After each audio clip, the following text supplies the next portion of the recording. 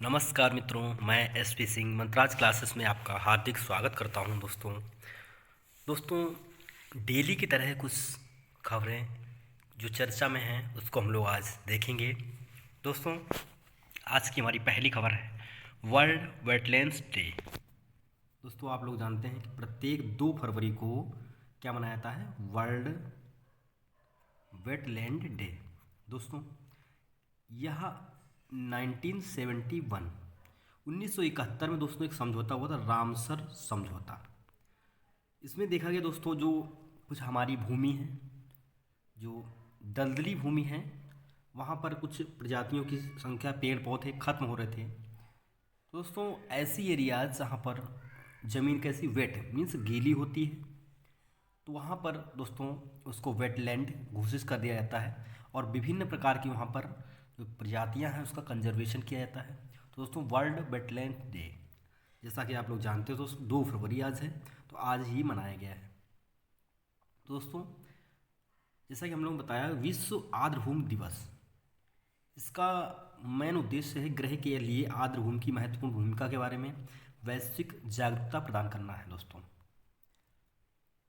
यह दो दिन यह दिन 2 फरवरी 1971 को मैंने बताया ईरान शहर में रामसर में क्या हुआ था, एक कन्वेंशन हुआ जिसकी तारीख यानी 2 तारीख फरवरी को। तो इसलिए दोस्तों हम लोग 2 फरवरी को प्रत्येक साल क्या मनाते हैं दोस्तों? Wetland day. तो आपको ध्यान रखना दोस्तों, इसकी जो 2022 की विषय वस्तु थीम है wetlands action for people and nature है। दोस्तों आपको ध्यान रखना है कि wetlands action for people and nature. दोस्तों अगली खबर है कि दोस्तों आपको दिख रहे हैं ये से मुंह खोले हुए एस्टोनियो कोस्टा, ये पूर्व इससे पहले भी यही पुर्तगाल के प्रधानमंत्री थे, ये भी फिर दोबारा किया दोस्तों, इनको चुन लिया गया है। दोस्तों पुर्तगाल जो बात करें, इसके जो प्रधानमंत्री एस्टोनिया कोस्टा 30 जनवरी 2022 को फिर से चुने गए हैं। इन्होंने दोस्तों जो 117 सीटें जीती हैं। उनकी पार्टी का नाम दोस्तों सोशलिस्ट पार्टी। दोस्तों यह 2015 में सत्ता में आए थे और पुर्तगाल के 119वें प्रधानमंत्री के रूप में इन्होंने कार्यरत हैं। दोस्तों इससे पहले 2005 में 7 तक, उसके बाद में 2007 से 2015 तक दोस्तों ये लिस्बन के मेयर भी रह चुके हैं। और दोस्तों पुर्तगाल के राष्ट्रपति मार्सेलो रेवेलो डी सूजा हैं, ये भी आपको ध्यान रखना दोस्तों। इसकी राजधानी दोस्तों पुर्तगाल का लिस्बन है। दोस्तों पुर्तगाल जो है यूरोपियन कंट्री है, ये आपको ध्यान रखना है। अगली खबर दोस्तों है इसरो। दोस्तों इसरो की स्थापना की बात करें 1969 में इसकी स्थापना होती है। दोस्तों इसरो ये हमारी स्पेस एजेंसी है भारत की। दोस्तों अंतरिक्ष विभाग के लिए इसमें 13,700 करोड़ रुपये आवंटित किए गए हैं, जो हमारा कल बजट पेश किया गया हमारी वित्त मंत्री निर्मला सीतारमण के द्वारा। दोस्तों हम लोग बात करें बजट। दोस्तों बजट क्या है? बेसिकली यहाँ एक बजट का अर्थ होता है बूजट या चमड़े का थैला। दोस्तों इसमें बजट जो पेश किया जाता है वो चमड़े का थैला बेसिकली होता था। अब दोस्तों हम लोग बात करें पहली बार जो बजट भारत में, स्वतंत्र भारत में पेश किया गया था दोस्तों 1947 को बजट पेश किया गया।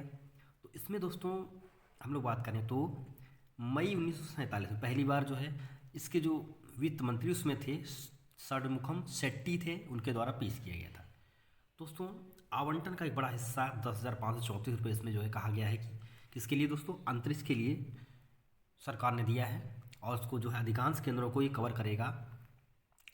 दोस्तों इसके जो हम लोग जिसके जो चेयरपर्सन है दोस्तों बात करें तो कौन है? के सिवान है, ये आपको ध्यान रखना दोस्तों।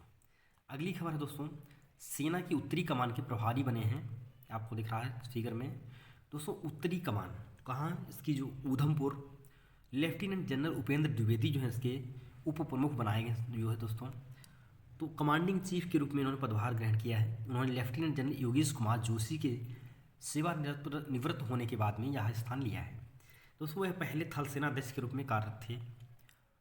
उन्होंने भारत म्यांमार सीमा पर कश्मीर घाटी, असम राइफल्स सेक्टर में अपनी बटालियन की कमान संभाली।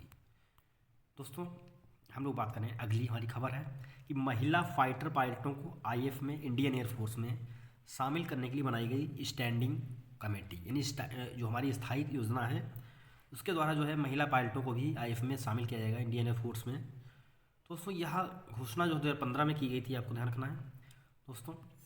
महिलाओं को फाइटर पायलट के रूप में नियुक्त किया गया है। साथ ही रक्षा अकादमी में जून 2022 में महिला कैडेटों को अपने बैच को शामिल करने के लिए तैयार है। दोस्तों अगली खबर है हमारी, थल उप सेनाध्यक्ष बने लेफ्टिनेंट जनरल मनोज पांडे। दोस्तों 31 जनवरी 2022 को सेवानिवृत्त हुए सीपी मोहंती के स्थान पर हमारे जो है मनोज पांडे को बनाया गया दोस्तों, उप सेना प्रमुख बनाया गया है। दोस्तों उन्होंने जम्मू एंड कश्मीर की नियंत्रण रेखा लाइन ऑफ कंट्रोल ने एलओसी के साथ संवेदनशील पल्लावाला सेक्टर में ऑपरेशन पराक्रम के दौरान इंजीनियर रेजिमेंट की कमान संभाली थी। इससे पहले दोस्तों हमको ध्यान रखना है दोस्तों, इनको परम विशिष्ट सेवा मेडल, अतिथि विशिष्ट सेवा मेडल, विशिष्ट सेवा medal, chief of army staff commendation के 2 बार जीओसी सी कमोडेशन से सम्मानित किया जा चुका है दोस्तों हम लोग बात करें जो हमारी इंडियन आर्मी है उसका मुख्यालय है दोस्तों नई दिल्ली में, और इसके जो रक्षा मंत्री हैं हमारे इसमें कौन है, राजनाथ सिंह हैं, ये आपको ध्यान रखना दोस्तों। अगली खबर है दोस्तों, पंजाब के मुख्य चुनाव अधिकारी ने किया। देखो दोस्तों आप देख रहे हैं इसमें चुनावी शुभंकर शेरा का अनावरण किया दोस्तों। देखो शेर जैसा मुखौटा लगाए हुए आपको दिख रहे हैं इसमें दोस्तों। यहाँ पर भी इलेक्शन है, राज्य का इलेक्शन, तो मुख्य चुनाव अधिकारी के कार्यकाल ने 2022 में शेर का चित्रण जारी करते हुए अपने चुनाव शुभंकर शेरा का अनावरण किया है दोस्तों। Systematic voters education and electoral participation sweep project के तहत प्रचारित शुभंकर का उद्देश्य मतदाता जागरूकता को बढ़ाने के लिए किया गया है दोस्तों, जो कि इसमें 5 दिव्यांग व्यक्तियों को विशेष रूप से विशिष्ट अतिथि के रूप में आमंत्रित किया गया था दोस्तों, आपको ध्यान रखना है दोस्तों। अगली खबर है हमारी, जबलपुर मध्य प्रदेश में बनाया जाएगा भारत का पहला भूवैज्ञानिक पार्क। दोस्तों भूमि संरक्षण सर्वेक्षण के लिए मध्य प्रदेश के जबलपुर में नर्मदा नदी के तट पर लम्हेटा गांव में भारत के पहले भूवैज्ञानिक पार्क की स्थापना की जाएगी दोस्तों, मध्य प्रदेश का लम्हेटा गांव।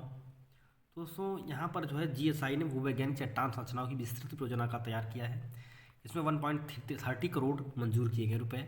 इसके लिए जियो पार्क एक एकीकृत क्षेत्र है जो कि स्थायी तरीके से भू वैज्ञानिक विरासत के संरक्षण में काम करेगा दोस्तों। अगली खबर है दोस्तों, उत्तर पूर्व के लिए प्रधानमंत्री की विकास पहल की घोषणा हुई है दोस्तों।